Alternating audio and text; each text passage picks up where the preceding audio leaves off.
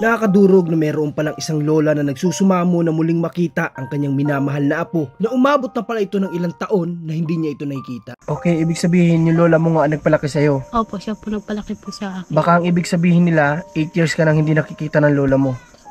Opo. Yun, nang dahil sa kahirapan na hindi na niya nagawang umuwi pa sa kanila kung saan doon siya pinalaki ng kanyang mahal na lola. Tahan mo muna, nag-iiyak si lola mo. Ikaw lagi ang hinahanap. Dalawin mo naman, Lenlen, kasi ikaw lagi ang hinahanap. Iiyak, yung duwating kami doon, ikaw din kalangan niya, ikaw yung duwating. Kaya't hindi natin nahayaan na hindi matupad ang munting kahilingan ni lola na muli niyang makita at makasama ang kanyang mahal na apo. Magandang araw sa lahat ng ating manonood, sa ating mga supporters, sa lahat po ng patuloy na sumusubaybay, sa lahat ng mga nagiging vlog natin, sa lahat ng hindi nagsasawa na mag-share po ng ating mga vlog. Thank you so much po sa inyo. At ngayong araw, bumalik kami dito kala ate. Sila po yung na-vlog natin noong nakaraan, ng 2 beses natin napaabutan ng munting tulong. At dumating po kasi yung punto na dahil na naman sa vlog natin ay may nakakita po na kanyang kamag-anak. Nagmamakaawa na baka pwedeng makausap si Ate Jocelyn, kaya ngayon bumalik kami dito para sa munting kahilingan nila. Kaya tara po.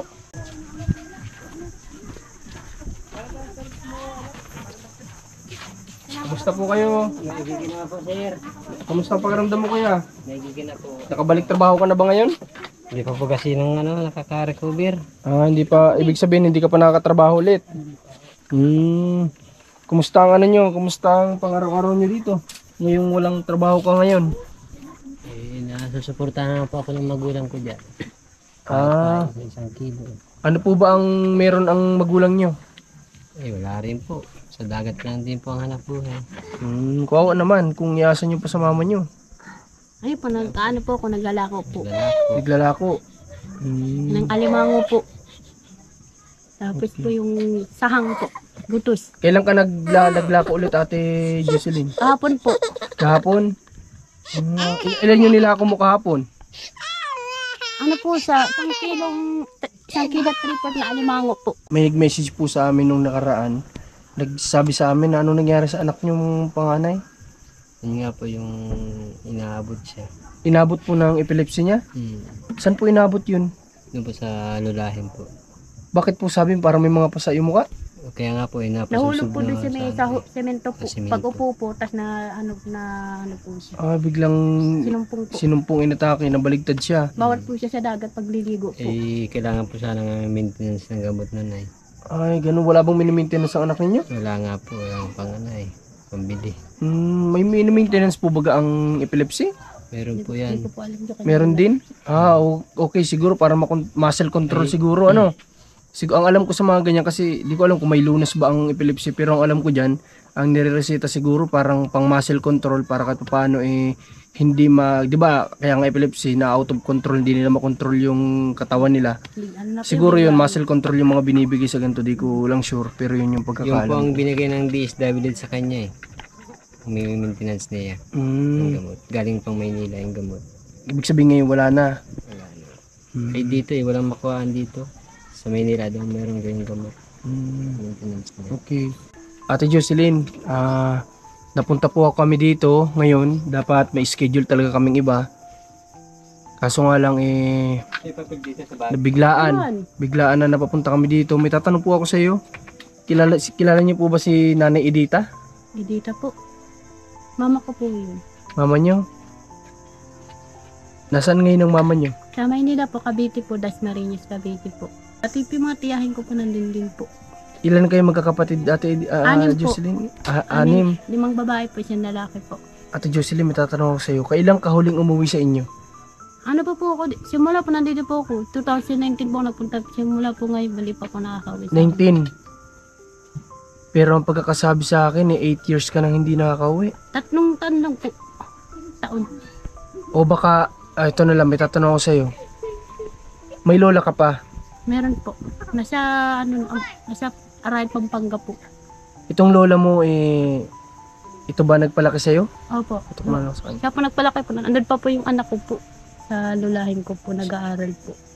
Yung anak mo nasa lola mo. Opo. Nasa ano po yun, nasa anak po niyang panganay po. Okay, ibig sabihin yung lola mo nga ang nagpalaki sa'yo. Opo, siya po nagpalaki po sa akin. Baka ang ibig sabihin nila, 8 years ka nang hindi nakikita ng lola mo. Opo. Yun. Medyo matagal na ano. Bakit Ate Jocelyn, anong dahilan po't hindi kayo nakakabisita sa Wala. lola nyo? Wala po kasi kami kapirahan po. Malaki po ang pamasahe po. Sa pamasahe kayo kulang na kulang. Alam mo ba Ate Jocelyn na kumontak sa akin ng hindi ko alam kung kapatid mo, pati mama mo. At alam mo, naawa ko kasi nakikiusap sila na baka pwede daw. Gustong gusto na nung nila lahat. Lola mo, mama mo na mayakap itong mga anak mo, pati ikaw. Sobrang miss na miss ka na daw nila. Yung lola mo daw na nagpalaki sa'yo, walang ibang bukang bibig, laging ikaw. Gustong makita tong mga apo mo, ay mga apo niya. Nasabi nila baka sakali ako yung maging daan para makauwi kayo. Anong masabi mo doon Ate Jocelyn? Medyo matagal na pala, 8 years na. Ano po, 3 taon po. Kasi yung anak ko po, nasa akin po, 3 taon na po. Malit pa po yung anak ko, nasa akin, 3 taon. Tapos kinuha po sa akin ng mama at lola ko po. Anong masabi mo at gusto ko nilang makita, mayakap? Sabi ko po, pag may pera na mapunta po kami. Pag may pera pa kami. Kung may pera kayo, uwi kayo. Hindi ko po alam sa kanya kung gusto niya po sumama. Siyempre, kasama si Mr. dapat. Hindi pwedeng kayo lang. Hindi ko po alam sa kanya kung gusto niya sumama po sa amin ay. Si Kuya ba ay okay po sa family ninyo? Okay po ba sa family nyo? Oo. Hindi ko lang po alam sa kanya kung masama po sa amin. Pero wala naman si Kuya problema sa side ninyo. Wala namang problema o anumang problema, okay naman. Wala po. Ngayon, natatanungin natin si Kuya. Kuya, halika po. Dito ka, Kuya. Kuya, ikaw ba, tatanungin kita kung sakali ba na mapagbigyan natin yung munting kahilingan ng lola ni Ate Jocelyn kasi napakatagal na palang panahon na dito nakikita. Since siya yung nagpalaki, iba po ang lola kapag lalo na kapag siya yung nagpalaki sa apo niya, kagaya ni Ate Jocelyn. Gusto sana nila makita man lang yung mga apo, mayakap. Kasi sobrang tanda na daw po ng lola ni Ate Jocelyn, medyo mahina na din. At yun lang yung kahilingan niya, gusto niya makita si Ate Jocelyn ulit at itong mga apo. Ano po kaya magiging desisyon nyo bilang kayo ang padre de pamilya? Sa akin sir ay wala pong problema sa akin kung gusto niyo pumunta doon. Ikayo po ba, gusto ba yung sumama o dito na lang kayo? Dito na lang po ako. Dito na lang. Okay. Kung sakali man pumunta din sa Ate Jocelyn, wala nang problema. Babalik at babalik naman. Kahit mga bigyan natin 2 araw, 3 araw. Di ba? Na makabanding mo lang yung lola niya. Ano? Bait si Kuya. Okay. Pinapayagan ni Kuya na umuwi si Ate Jocelyn sa kanyang lola na nagpalaki. Na ilang taon nang hindi na kakasama. Wala ka bang, nawala daw kasi yung kontak ninyo Ate Jocelyn? Wala po yung cellphone po, nabasag po. Kasi meron daw kontak sila sa inyo dati. Opo, nabasag po. Kaso nawala. Hindi po, nabasag po na po siya. Okay, kaya nga daw simula noon hindi na nila kayo nakausap. Opo. Grabe. So yun, Ma'am Edita, di ba sinabi ko po sa inyo na yung kahilingan ninyo, babalik ako dito dahil nga gusto po ninyo na makausap din. So ngayon, mga kalingap, ay hiram tayo ng cellphone kay Rans. Kasi tatawagan natin si Ma'am Edita, gusto rin niyang makausap si Ate Jocelyn kasi sobrang miss na talaga niya. At ito Rans, i-dial mo tong number at tawagan natin. Okay lang ba sa'yo Nanay Jocelyn? Makausap mo si mama mo? Wala naman kayong tampuhan o anuman. Wala naman. Kasi sobrang miss na po nila kayo. Isipin nyo yung vlog natin, no? Nagiging way minsan ng gantong mga problema yung mga pamilya na hindi na nila alam. Sa totoo lahat, Jocelyn, hindi pala nila alam kung nasa na kayo. Alam naman po niya na dito po. Alam niya pero hindi nila alam yung sitwasyon ninyo. Kasi sabi niya nung mapanood niya yung sitwasyon ninyo, yun na iyak daw sila. Okay. SIM to? Tawagan natin yung ano. But incorrect. Try natin. Ako nga magdadial. Try natin. 0997 94 76 1 99.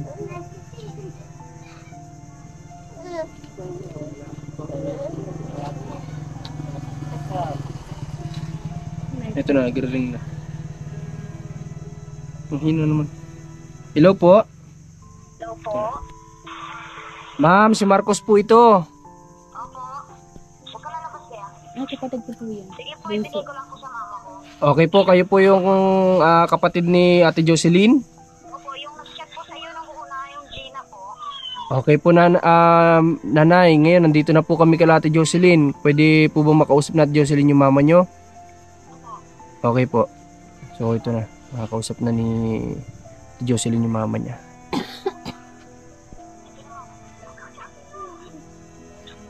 Nag-ano, kung tutup ang lang sa'yo. Hello po. Ako po yung mama ni Jocelyn.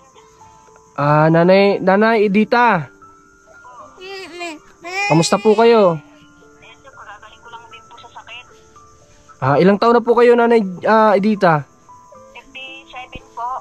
57. Ito po bang lola ni Ate Jocelyn, ilang taon na? Ano na po, 80. Matanda na talaga pala ano. Opo. Okay, ngayon po Nanay Edita, nandito na po kami kay Ate Jocelyn. Opo. At kinukumbinsi ko nga sila na makabisita dyan sa inyo. Wala pong problema, sasagutin namin ang pamasahe nila. Opo, opo. Okay, ngayon po kausapin niyo po si Ate Jocelyn ha. Opo. Okay po, Nay. Ito po, Nay. Ate na lang po dito sana. Sige po. Hello. Oh, hello. Mm. Len. Oh. Len, amoy ka pala dito, Len. Mm. Para masilip mo naman yung lola mo. Oh. Kasi, lola mo may sakit din kasi gusto kong makita. Kung po pwede, umuwi ka muna dito. Sama mo yung pamilya mo. Di ko nga alam sa isa na to kung sasama siya ay. Kasi gusto na makita. Matagal na kasi ang lola mo eh. Mm. Eh, gusto ko munang pauwiin. Oh. Kung po pwede na umuwi mo dito. Oo. Kaya lang kayo uwi. Hindi. Para makausap ka kahit bukas lang umuwi kayo. Oh. Kahit ngayon, umuwi kayo kasi kailangan kayo ang lola mo. Mahina na siguro yung lola niyo. Kailangan kayo.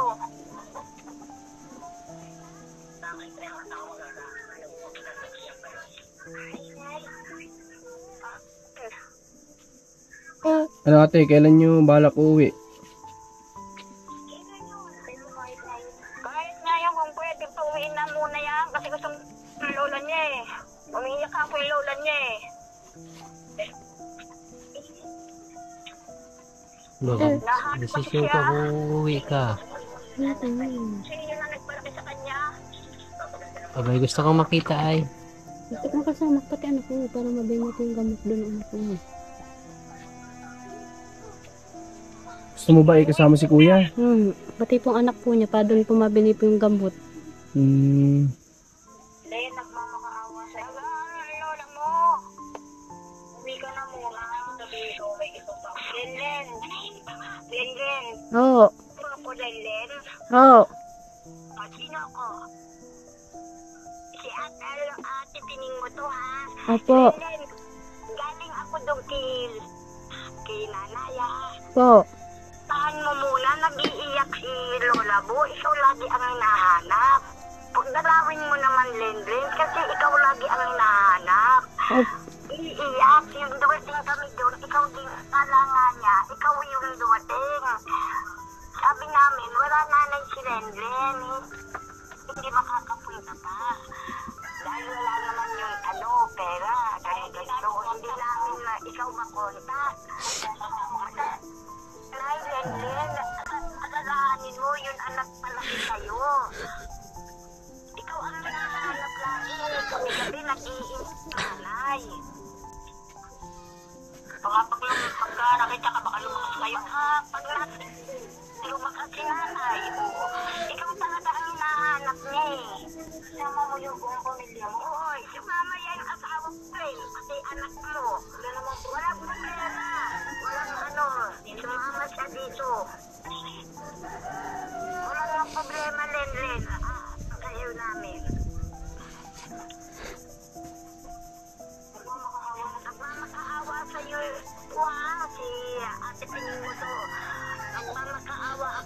na pumunta ka naman ang lola mo. Siya ang nagpalaki sa'yo, Lenlen.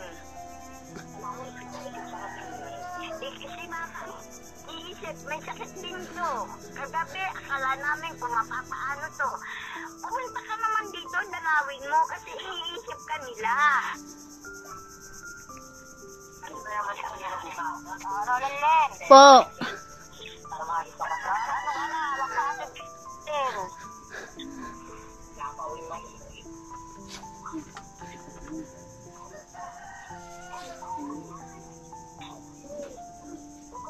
Len, Oh. issue ka na, Len. Oh. Maawa ka na naman din sa amin.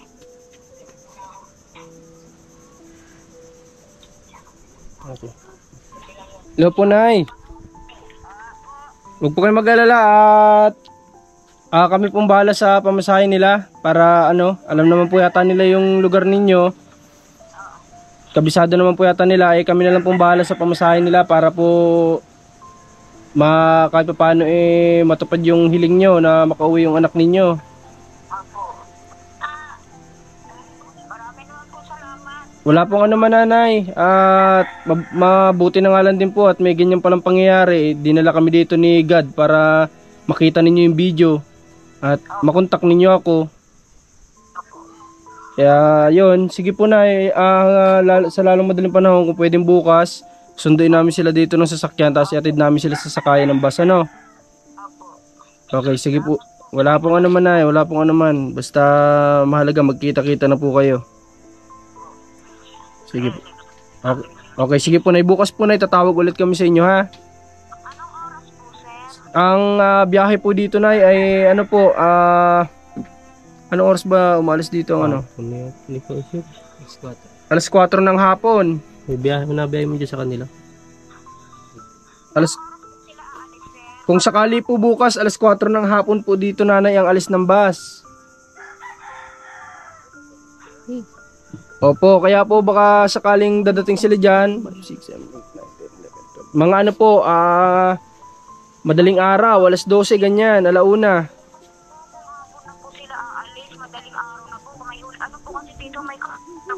Bawal lumabas.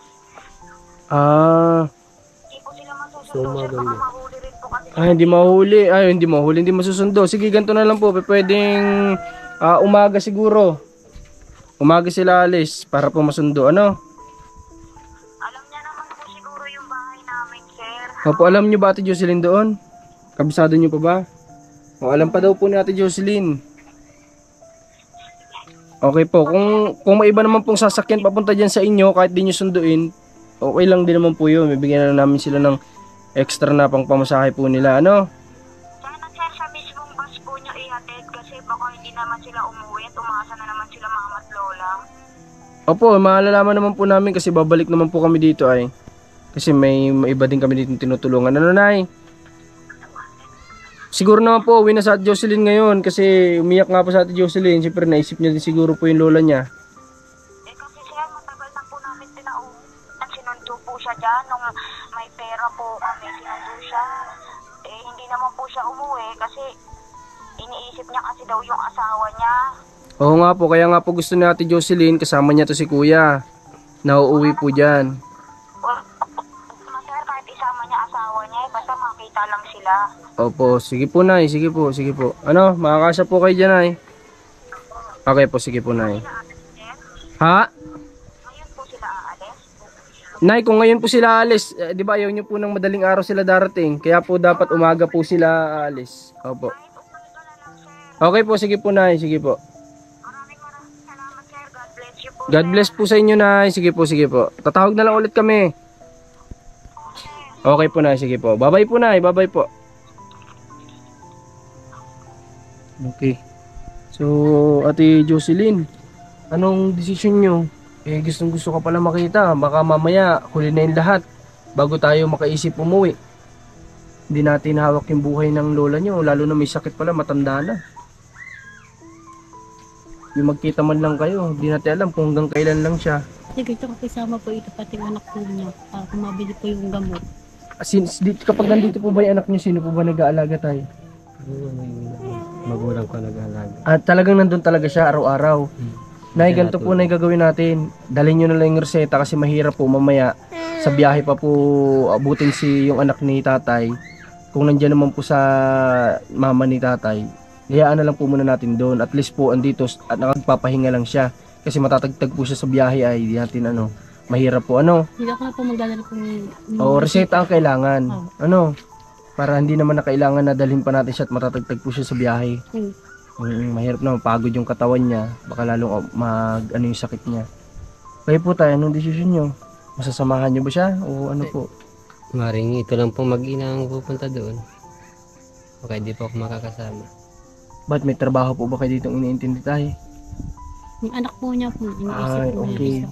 Sabi ko nga po, isama nga po para mabili po Basag yung- nga akong ganito at inabot nung minsan eh. Basag yung gantong kilay. Ano po ba ating kinakatakot mo kung hindi kasama si tatay? Hindi na po ko babalik. Ha? Hindi na po ko babalik dito. Bakit? Ba't hindi na po kayo babalik? Nandito si tatay na nag-aantay sa inyo kung sakaling kayo lang. Hindi naman siguro kayo pagpapalit nito ni tatay. Kasi may mga anak na po kayo. Tsaka ilang araw lang, kahit 2 araw. Makabalik na agad kayo dito. Sa akin naman po walang problema. Oo, si tatay nandito lang to. Anytime na bumalik ka, nandito lang yan. Kaantay siya sa inyo. Kasi di natin alam kung si tatay may mga kailangan din dito intindihin. Ang importante po na kayo, makita ulit kayo ng lola nyo. Maiaatim nyo po ba na mamaya mawala ng buhay yung lola nyo, kakaisip sa inyo. Narinig niyo po ba yung magmamangkaawa ng mga tao dun sa inyo? Kung di po kayo mahalaga sa inyo, di sila sa inyo magmamakaawa na eh. Hayaan lang nila kayo kasi may tanda na po kayo ay, di ba tay? Kung di kayo importante, hayaan lang nila kayo.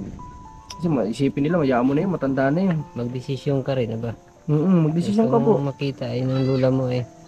Si tatay nga, okay lang sa kanya, pahig siya. Dito lang naman siya. Kahit bukas, bili ka magbiyayang maga. Kung sakaling mag-isip ko kung hindi ko makakabalik. Kami naman pong bahala sa pamasahin nyo. Anytime pwede kang bumalik. Pag okay na yung pag-uusap nyo ng lola nyo, mapanatag na yung loob niya. Sige po. Okay na ate, ha? Huwag mo isipin si kuya dito lang to. At saka nandito kami. Di ba? Baka Kung ilang araw di ka makabalik, dalhin namin to si kuya doon. Magsasakyan kami. Oh. Baka na po kung makabalik po dito. Makakabalik ka ate. Kasi may pamilya ka po dito ay. May asawa ka po dito. Ano? Kami po ang bahalang kumausap sa mama nyo. Kung sakali mga anong desisyon nila, sabihin nila, huwag ka muna doon bumalik. Hindi po pwede. Kasi may asawa po kayo dito ay. Ano? At saka, magbablog pati tayo dito oh. Malay natin magka-blessing tayo mapagawa itong bahay ninyo. Kaya nga po ako bumabalik-balik din dito sa inyo. Nagbabaka sakali tayo na kumita yung video natin o kaya may mag-sponsor sa atin. Kaya kahit medyo malayo, pabalik-balik po ako dito sa inyo. Nagbabaka sakali ako kasi gusto ko kayo matulungan. No? Sige po, para makuha ko yung anak ko po doon. Oh, yun. Tama. No? Ano kasi po ko doon. Malaki na po. Walang tao. Makakatulong na dito sa bahay nyo, di ba? Utos-utusan na yun. Sige. Akong bahala sa nyo bukas. Ano ba yung gusto mong alis? Hapon o umaga? Umaga na lang po. Umaga. Anong oras ba dito na alis ang bus kapag umaga? Alas 6, alas 7 Alas 6. ganyan. Alas 6 ano? Okay, sige. Ngayong araw, ano bang pwede? Wala ba dito yung may mga Gcash? Wala ba dito? Meron po. Meron? Sige, bago kami umalis, kukunin natin at mag-send ako sa iyo, kunin mo sa kanya, pampamasahe mo, ha? Tapos bukas babalik ako dito, kung baka nandito ka pa din. Ha? Pagbigyan natin sila, ate, no? Pagbigyan mo muna. Ano lang naman, ilang araw lang, 2 araw lang, sabi mo, kailangan mo nang bumalik din, ano? Kasi sabi mo, nagtitinda-tinda ka din kamo dito. Tsaka si kuya walang kasama, yung dinaramdam pa, ano? Okay. So, yun, mga kalingap, ngayong araw ito talaga yung sadya lang natin dito, yung magkausap sila, kasi nakikiusap sa akin. Talagang naawa po ako at puro message yung mama ni ate tsaka kapatid na nagmamakaawa talaga sila na baka daw tayo yung maging daan, baka sakali na magkita ulit yung maglola. Kasi gabi-gabi daw umiyak ang lola. Tapos yun, may sakit nga. Laging bukang bibig daw ito si ate Jocelyn. Kaya yun, sana matupad na ito. At yung mga magulang naman po natin, Jocelyn, huwag po natin silang pipigilan. Kung sakali mang gusto natin, Jocelyn, bumalik dito, hayaan lang po natin kasi may asawa po siya dito. Ano, yun lang po at maraming salamat po.